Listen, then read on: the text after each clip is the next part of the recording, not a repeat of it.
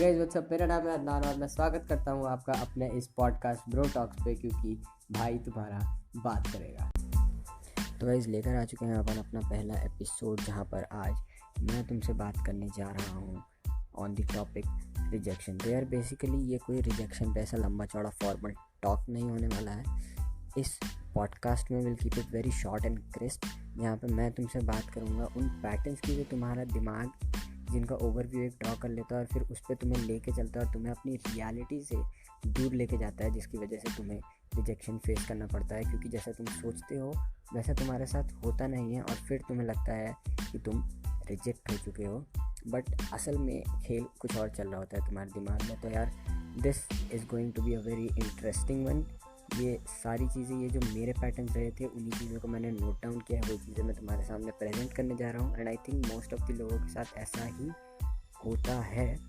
तो चलो यार साथ मिलके देखते हैं इसको, सुनो पॉडकास्ट को, मज़ा आएगा, समझ में आएगा तुम्हें इसके बारे में। चलो let's dive straight into it.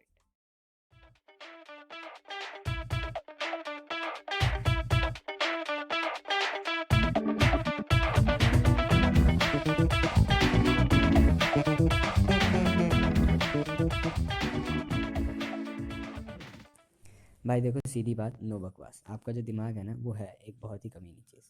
ठीक है, कैसे, यही जानने की चुल मच गई है ना। आओ बैठो, बताता हूँ।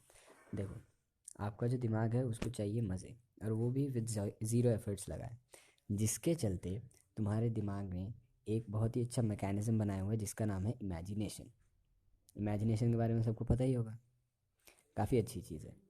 लेकिन जब तुम्हारा दिमाग उसको अपने स्वार्थ के लिए यूज़ करता है, तब तुम्हें बहुत बड़ा झटका लगता है बाद में। कैसे, देखो बताता हूँ। जब तुम इमेजिन करते हो तो तुम ओवर इमेजिन करते हो, जिसको तुम नाम देते हो ओवर थिंकिंग का। ओवर थिंकिंग में तुम क्या करते हो, तुम अगर जैसे मान लो किसी भी चीज़ के बारे में सोच रहे हो, तो तुम वहाँ की सिचुएशंस को अपने अकॉर्डिंगली सेट करते हो जो तुम्हारे लिए फेवरेबल हैं, जिन सिचुएशंस में तुम जीत सकते हो या अच्छा कर सकते हो। फिर उस सिचुएशन में, उस इमेजिनरी स्टोरी में तुम जीत जाते हो। ठीक है, बिल्कुल एक राजा की तरह। तो तुम्हारी एक इमेज बन जाती है राजा की, तुम्हें लगता है सब कुछ तुम्हारा जैसा तुम चाहते हो वैसा ही होगा, क्योंकि तुमने जैसा सोचा वैसा होना चाहिए। बट जब तुम अपनी इमेजिनरी दुनिया की राजा वाली इमेज लेके उतरते हो रियल दुनिया में, और तुम्हें जब लोग वो इज्जत, वो आदर, वो सम्मान नहीं देते, तब तुम्हारी हो जाती है फटके चार। ठीक है, फिर तुम फील करते हो इनसिक्योर। ठीक है, कि ये दुनिया तुम्हें एक्सेप्ट नहीं कर रही। वहीं पे आती है तुम्हारी फीलिंग रिजेक्शन वाली। और देखो, रिजेक्शन मतलब तुम रिजेक्ट हुए हो, तो रिजेक्टेड फील करना कोई गलत बात नहीं है। ठीक है, बेसिकली जब तुम रिजेक्ट हुए हो तो रिजेक्टेड ही फील करोगे। उस बात को लेके बैठे रहना गलत है। समझ में आया? अब देखो, ऐसा होता क्यों है?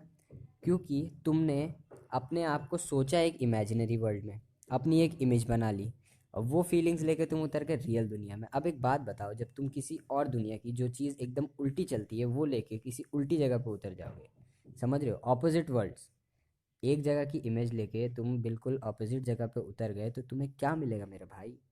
घंटा घंटा कुछ नहीं मिलने वाला तुम्हें, समझे? तो ये जो तुम्हारी प्रॉब्लम है ओवर थिंकिंग की, इसको बंद करो। ठीक है, लोग रिजेक्टेड फील करने के बाद भी इतना बुरा फील सिर्फ इसीलिए करते हैं क्योंकि दे निगलेक्ट द पॉसिबिलिटी कि वो रिजेक्ट हो सकते हैं। ठीक है, अगर तुम किसी भी जॉब इंटरव्यू के लिए जा रहे हो, तुम कहीं पे भी जा रहे हो जहाँ पे तुम्हें या तो चांस है एक्सेप्ट होने का या रिजेक्ट होने का, ये दो पॉसिबिलिटीज़ होती हैं। ठीक है, अब या तो तुम एक्सेप्ट हो गए या तो तुम रिजेक्ट हो गए, लेकिन तुमने इमेजिनरी दुनिया में अपनी ऐसी इमेज बना ली है कि तुम्हें एक्सेप्ट ही होना है, और जब तुम रिजेक्ट होते हो तो फिर तुम्हें लगता है बुरा। तो इसके लिए तुम क्या कर सकते हो? पहली बात तो अपनी रियल पर्सनैलिटी, रियल इमेज को देखो। ठीक है, तुम कितने केपेबल हो, नहीं हो, और अगर नहीं हो तो अपने आप को केपेबल बनाओ, क्योंकि वही तुम्हारा काम है। ठीक है, और फिर भी चांसेस तुम्हारे हमेशा है रिजेक्ट होने के लिए। तो तुम अगर कहीं पे भी जा रहे हो जहाँ पे एक्सेप्टेंस या रिजेक्ट हो सकते हो तुम, तो अपने दिमाग में ये माइंडसेट पहले से बैठा के जाना है कि अगर 10% की या 1% की भी पॉसिबिलिटी है रिजेक्ट होने की, तो वो पॉसिबिलिटी वहाँ पे है, तुम रिजेक्ट हो सकते हो। ठीक है, इसीलिए लोग कहते हैं hope for the best but be prepared for the worst. ठीक है, तो अपना माइंडसेट चेंज करो, ये बना के रखो अपने दिमाग में कि हाँ मैं रिजेक्ट हो सकता हूँ, और रिजेक्ट होने के बाद उस बात को लेके बैठना नहीं है। हाँ बुरा फील करते हो करो, क्योंकि उससे तुम्हें ये पता चलेगा कि तुम कहाँ गलत थे। ठीक है, बुरा फील करो, बैठ के देखो कहाँ तुमने गलती की, उसको इम्प्रूव करो, दोबारा जाओ। तुम अगर अपने आप को ग्रो कर रहे हो तो मेरे भाई तुम एक्सेप्ट कैसे नहीं होगे यार। सोचो तो सही एक बार इस बात के बारे में बैठ के, सारी चीज़ों को नोट डाउन करके उनके ऊपर अच्छे से प्रैक्टिस करना, उन चीज़ों को इम्प्रूव करना is the best solution which I can give you for right now. क्योंकि मैंने भी यही किया है, जितनी भी चीज़ें अभी तक मैंने तुम्हें बोली, ये सारी चीज़ें मेरे एक्सपीरियंस जो भी था उसको मैंने उसी टाइम बैठ के लिखा था, और उसी से मैंने सीखा है, वही बातें मैं तुम्हें बता रहा हूँ। तो बेहतर होगा कि अपने दिमाग को थोड़ा दिमाग लगा के अच्छे से यूज़ करो, क्योंकि your mind is the only weapon which you can use for yourself, और else it will become a weapon for you, और फिर वो तुम्हें ख़त्म करके रख देगा अगर वो तुम्हें यूज़ करने लग गया। तो बेहतर है कि तुम अपने दिमाग को यूज़ करो। अब जाओ और फोड़ो।